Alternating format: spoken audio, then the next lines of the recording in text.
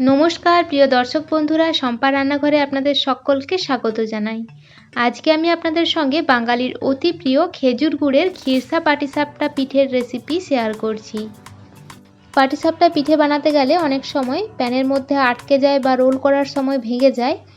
আমি যেভাবে বানিয়েছি সেইভাবে বানিয়ে নিলে একটি পিঠেও প্যানের মধ্যে আটকে যাবে না বা রোল করার সময় ভেঙে যাবে না। পিঠেগুলো পারফেক্টলি তৈরি হবে। রেসিপিটি শেষ অবধি দেখতে থাকুন, আশা করছি আপনাদের ভালো লাগবে। আর সাথে রয়েছে খিরসা বানানোর রেসিপি। চলুন তাহলে প্রথমে খিরসাটা বানিয়ে নিই।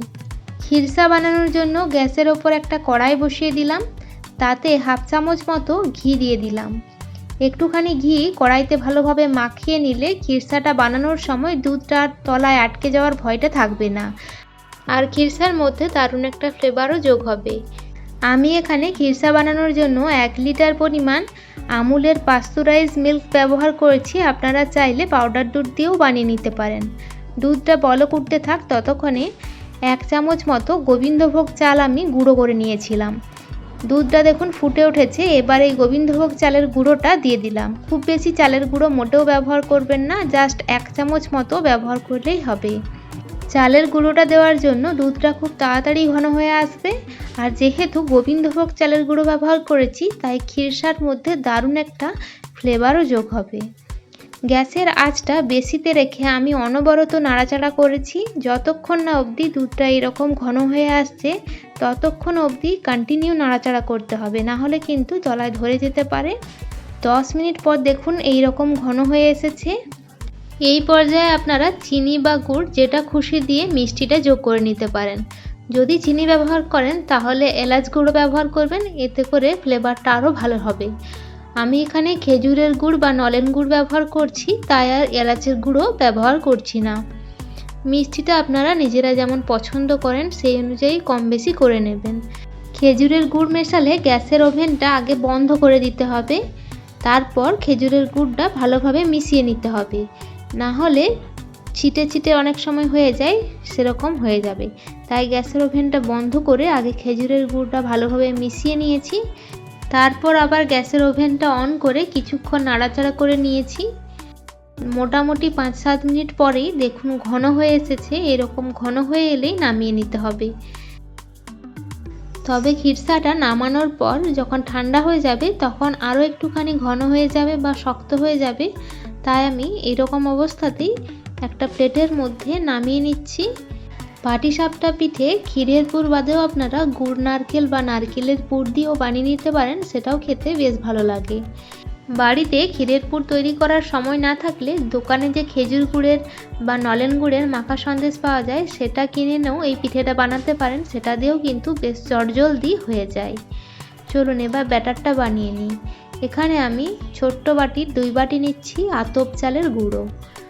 দোকান থেকে কেনা যে কোনো চালের গুঁড়ো ব্যবহার করতে পারেন, তবে আতপ চালের গুঁড়ো দিয়ে বানালে পাটিসাপটা পিঠেটা খেতে আরও একটু বেশি ভালো লাগে। ওই বাটিরই হাফ বাটি মতো দিয়ে দিচ্ছি সুজি। সুজিটা মেশালে পিঠেটা নরম হবে আর খেতেও ভালো হবে। আর প্রায় 2 চামচ মতো দিয়ে দিলাম ময়দা।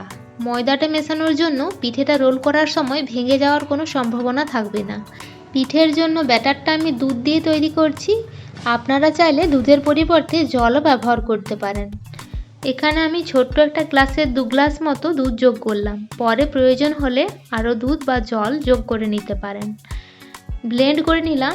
1 থেকে 2 মিনিট মতো একটু ব্লেন্ড করে নিলাম। এতে করে এই ব্যাটারের টেক্সচারটা অনেক বেশি স্মুথ হবে, পিঠেটা নরম হবে আর রোল করার সময় ভেঙে যাবে না। এখন আমি এই ব্যাটারটা একটা বড় সাইজের পাত্রের মধ্যে ঢেলে নিচ্ছি। অল্প একটুখানি জল দিয়ে মিক্সির বাটি ধোয়া জলটাও এর সাথে যোগ করে দিচ্ছি। এবার একটা চামচের সাহায্যে আমি ভালো করে মিশিয়ে নিচ্ছি। একসাথে অনেক বেশি জল বা দুধ আগে থেকে অ্যাড না করাই ভালো, এতে করে অনেক বেশি ব্যাটারটা পাতলা হয়ে যেতে পারে। তাই প্রয়োজন বুঝে অল্প অল্প করে দুধ বা জল মিশিয়ে ব্যাটারটা তৈরি করে নিতে হবে। পাটিসাপটা বা সরু চকলি পিঠের ব্যাটার একটু পাতলাই হয়, তাই আরও আমি অল্প একটুখানি দুধ অ্যাড করছি। দেখুন ব্যাটারটা কিন্তু এখন পুরোপুরি রেডি। অল্প একটুখানি লবণ মিশিয়ে দিচ্ছি। লবণটা শেষে মেশাচ্ছি যাতে আন্দাজ করতে সুবিধা হয় কতটা লবণ মেশাতে হবে। এবার মিশিয়ে দিচ্ছি অল্প একটুখানি নলেন গুড়, আপনারা পাটালি গুঁড়ো ব্যবহার করতে পারেন। গুড়টা কিন্তু খুব বেশি মেশানোর দরকার নেই, জাস্ট ওপরে হালকা একটু কালার আর অল্প একটু হালকা মিষ্টির জন্য সামান্য অল্প গুড় অথবা চিনিও মিশিয়ে নিতে পারেন। 10 মিনিটের জন্য রেস্টে রেখে দিচ্ছি যাতে ব্যাটারটা সেট হয়ে যায়। এখন দেখুন ব্যাটারটা অনেক বেশি স্মুথ হয়ে গেছে। পাটিসাপটা পিঠের জন্য একেবারে পারফেক্ট ব্যাটারটি তৈরি হয়েছে। চলুন এবার ঝটপট পিঠেগুলো তৈরি করে নিই।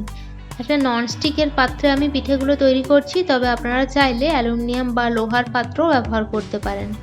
অল্প একটুখানি ঘি দিয়ে ব্রাশ করে নিলাম, ঘিয়ের বদলে সাদা তেলও ব্যবহার করতে পারেন। এক হাতা ব্যাটারটা দিয়ে এইভাবে গোল করে ছড়িয়ে নিচ্ছি। 1 মিনিট মতো একটু হতে দেবো যাতে ওপরটা কুক হয়ে যায়। এবার যে খিরসাটা তৈরি করলাম সেই খিরসাটা এইভাবে অল্প একটু পরিমাণ নিয়ে একটু লম্বা করে শেপ করে নিচ্ছি। এবার ওই খিরসাটা পিঠেটির এক সাইডে এইভাবে লম্বালম্বিভাবে রেখে দিয়ে হাতের সাহায্যে আমি ফোল্ড করে নিলাম প্রথমে। আপনারা হাতের ব্যবহার না করতে চাইলে দুটো স্প্যাচুলার সাহায্যে বা একটা চামচ একটা স্প্যাচুলার সাহায্যে এইভাবে রোল করে নিতে পারেন। দেখুন কত সহজে পিঠেটি প্যান থেকে উঠে এসেছে আর সুন্দরভাবে রোলও হয়ে গেছে। কোনো রকম ফেটে যাওয়া বা ছিঁড়ে যাওয়া কোনো কিছু সমস্যাই হয়নি। একইভাবে আমি সমস্ত পিঠেগুলোই বানিয়ে নিয়েছি। দেখুন পিঠেগুলো কত সুন্দরভাবে তৈরি হয়েছে। আমার এই রেসিপিটি ফলো করে আপনারাও এত সুন্দর পাটিসাপটা পিঠে খুব সহজেই বানিয়ে নিতে পারবেন। আশা করছি রেসিপিটি আপনাদের ভালো লেগেছে, আর ভালো লাগলে চ্যানেলটি সাবস্ক্রাইব করে নিয়ে অবশ্যই পাশে থাকবেন। ধন্যবাদ সকল দর্শক বন্ধুকে ভিডিওটি দেখার জন্য।